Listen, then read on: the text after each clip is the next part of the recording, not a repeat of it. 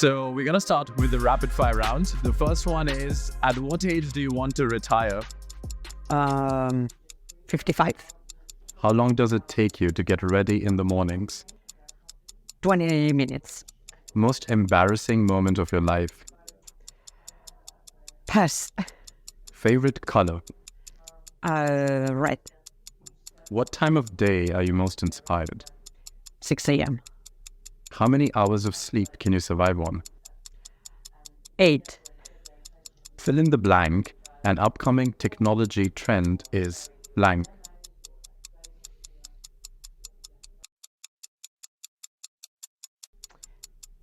PLG, product-led growth. The city in which the best kiss of your life happened. San Francisco. Pick one, Mark Zuckerberg or Elon Musk. Elon Musk. The biggest mistake of your career. No mistakes, I think. How do you relax? Breathing. How many cups of coffee do you drink per day? 2, 3. A habit of yours that you hate.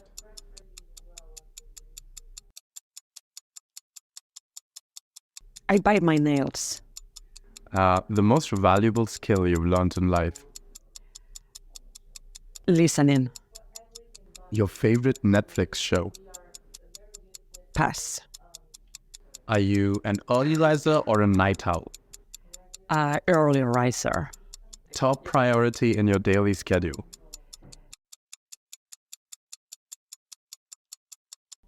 Early workout. Ideal vacation spot. Beach and sun. Memorable career milestone. Finishing my PhD. The last song you've been listening to. Probably Williamson.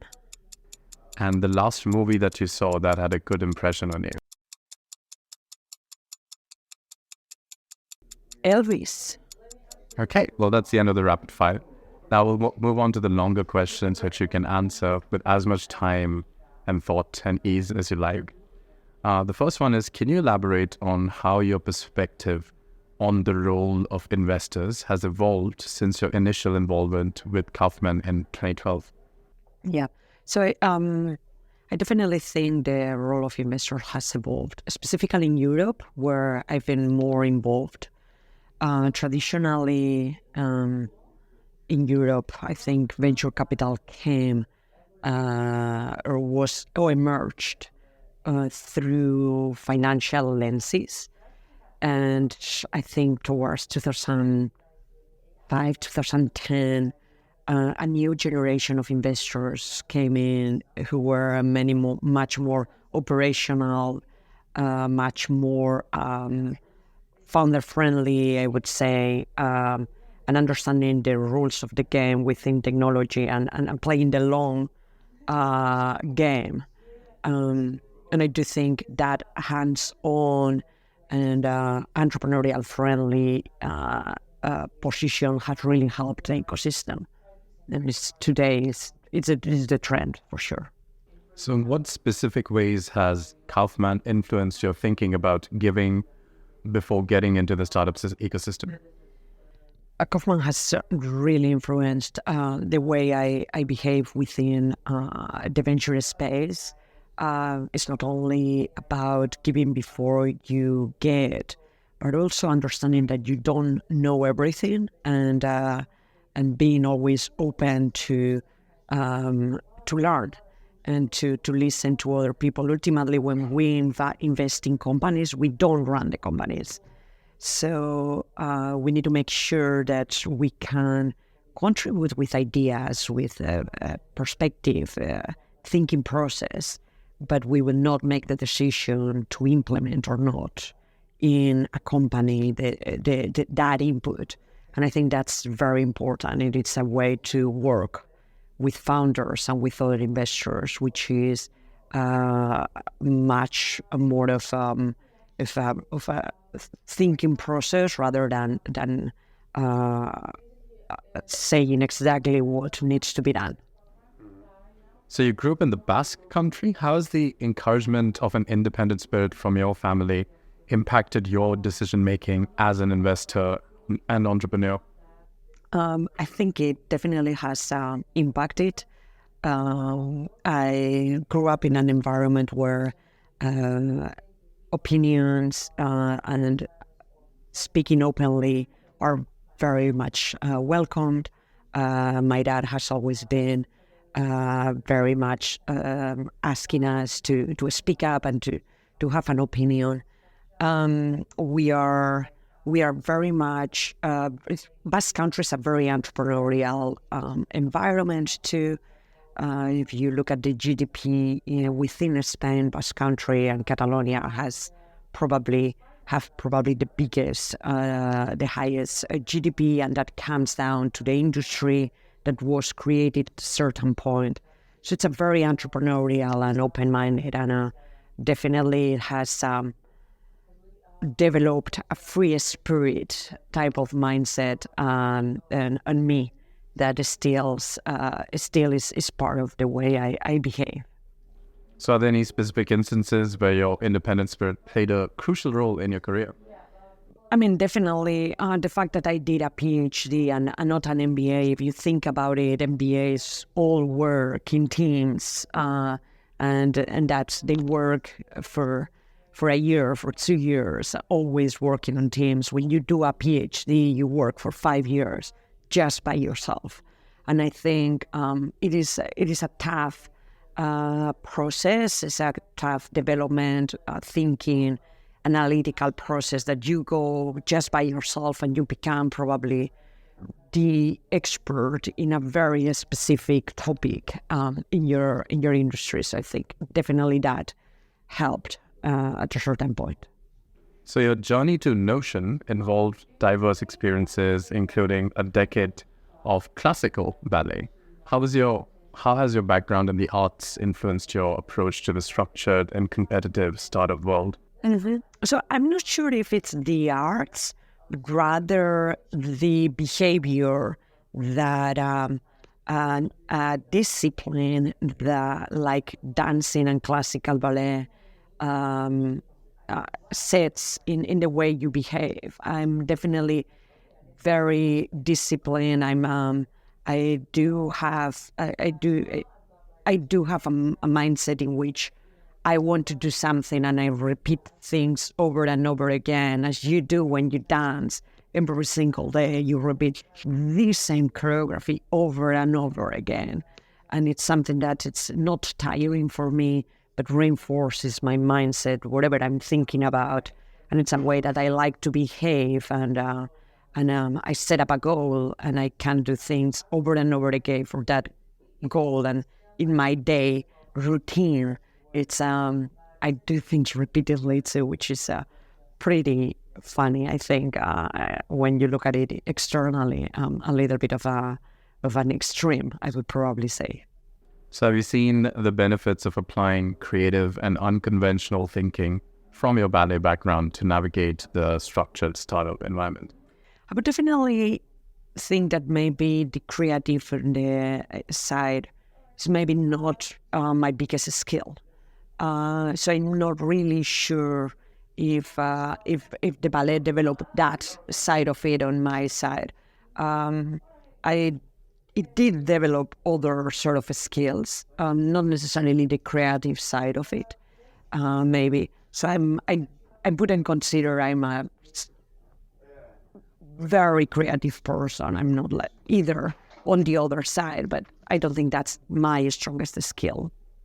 So you're also an educator, and having taught entrepreneurship to around 2,000 students, what common challenges do you observe among aspiring entrepreneurs, and how do you guide them? So I'm not sure where you got the 2,000, because I teach over 400 students a year, and I've been teaching for 12 years now. So you just need to do a little bit of math to realize the amount of people who have taken my entrepreneurial finance course at UCL, University College London, and Imperial College in the past. And I definitely think my experience is very important to help those students understand how the industry works. I think I do have a PhD, but I do think many of the lectures that students get at universities are way too academic and maybe not practical enough. Don't take those students out of their building to talk with entrepreneurs, to talk with investors, and I really encourage them to do that. And in fact, that's the only assignment that they do, and they need to interview a founder who has raised more than 2 rounds of funding, and they need to do the due diligence and propose an investment in the company. And so in order to do that, obviously, you got to talk to people and you need to find the entrepreneurs. And for the due diligence, you need to talk to people in the industry, and that's what gives you a better mark, which is something that you cannot do with ChatGPT these days.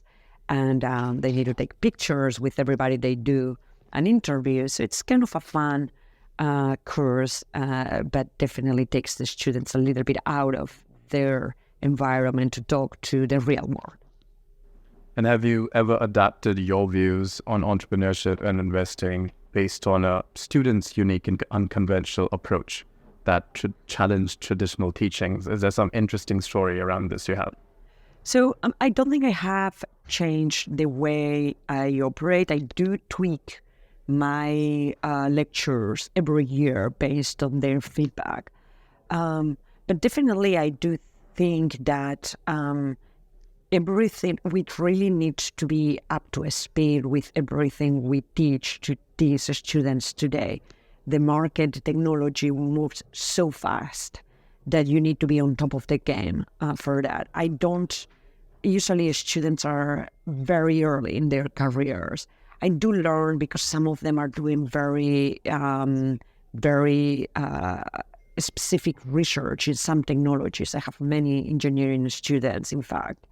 And so I learn from those students for sure. And if you realize, so the people who are happier and healthier for a longer time are usually professors who are surrounded by these new generations of students, of thinkers. And so I definitely want to continue my career on that space and being able to have an impact on people, being able to gather experiences from them too. So when you joined Notion from M12, you saw incredible talent and opportunities in Europe. What unique qualities does the European startup ecosystem offer, and how does Notion plan to capitalize on them? Yeah. So at Notion, we are very bullish about the ecosystem in Europe. We believe there is a lot of talent. I think the European ecosystem has built enough unicorns, fast-growing businesses that have trained many individuals in what we call, and we like to see, this growth mindset. So we have very good universities. So we have incredible technical universities.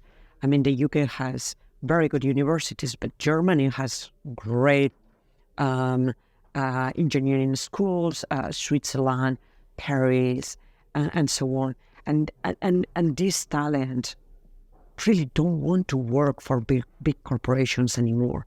That's not a trend today. So they want to work for the best startups. They want to build a new generation of technologies, and I'm very excited about that.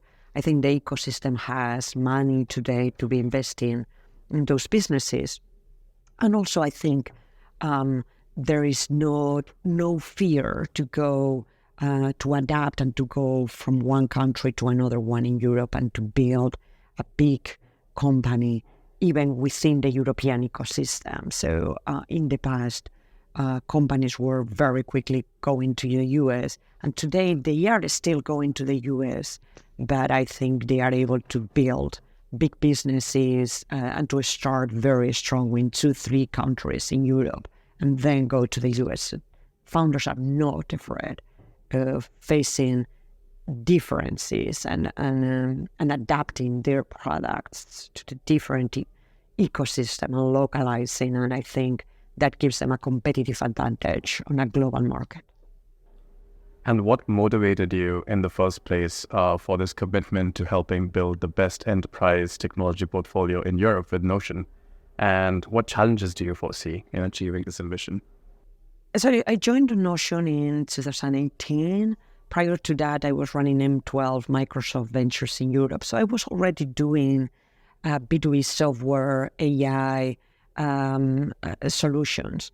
One of the main things that motivates me to invest in this space is that ultimately by investing in the best products that can help our companies operate, we are helping our employees be much more productive and not waste their time with all the school solutions that were definitely getting on the way of building the biggest businesses. So I want to help employees be more productive, be happier, be healthier in many cases, because you are able to use products that as an employee, as a benefit, for example, gives you the opportunity to stay healthier. And I think all of these makes people much happier. So I'm a big product believer, product first investor.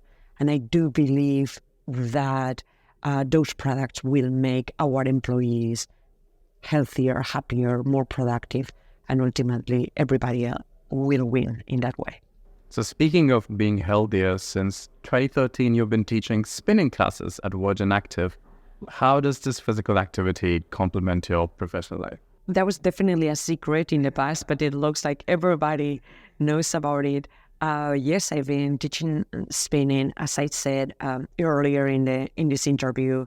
I love my 6 a.m. workout. That's definitely my routine every single day.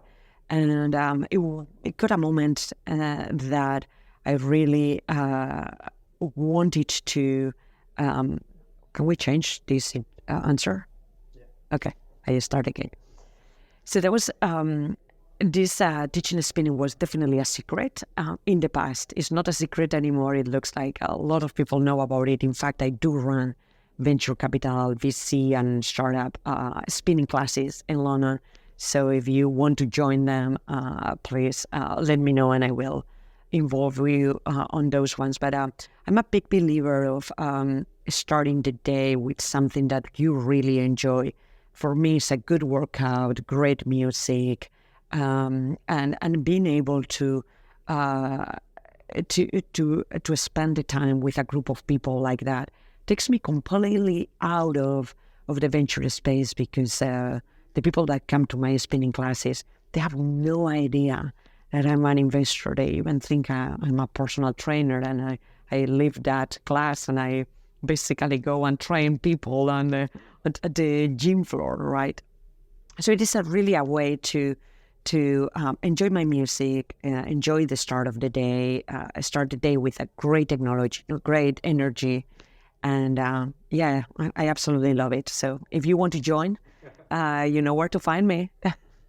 So speaking of like merging boundaries, so as an associate professor at UCL, how do you integrate your academic role with your practical experiences as an entrepreneur and investor?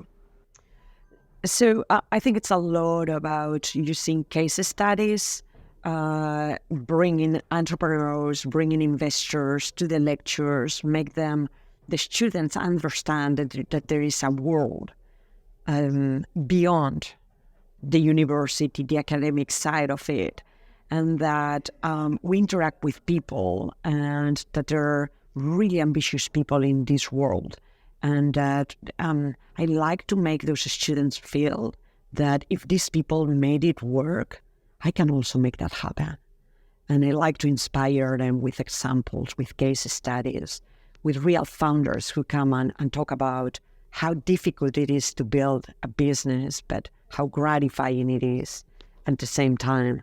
So it's, it is absolutely phenomenal to see the outcome. And just when I was coming to the Web Summit today, I got a message from a student from 4 or 5 years ago telling me about the new business he is launching and asking me whether I have time for a quick chat. And obviously, I'm delighted to hear those and to talk to them. So it's absolutely great. So the last question for you is of a personal kind. What would you be doing in your life if not this? I don't think I could be doing anything else than investing. I absolutely love investing. I went from being an engineer and working at Daimler, the car manufacturer, which I really didn't like, to do a PhD because I love teaching. And once I got to work full-time at Imperial College, I realized I really didn't want to be an academic. So I've been jumping from one thing to another one. I started my own company, couldn't make it profitable and revenue generated at scale. I moved to venture, and I really, after those different careers, I do think I found what I really like to do, which is working with founders, helping them think through, and ultimately supporting them in good times and in bad times. And they are the ones that I always say that they make me look good because they're very smart, very ambitious, and I feel very lucky to be in this industry for sure. Hi, I am Itxaso. I'm a general partner at Notion Capital. Catch me on the Technologies on the Month show.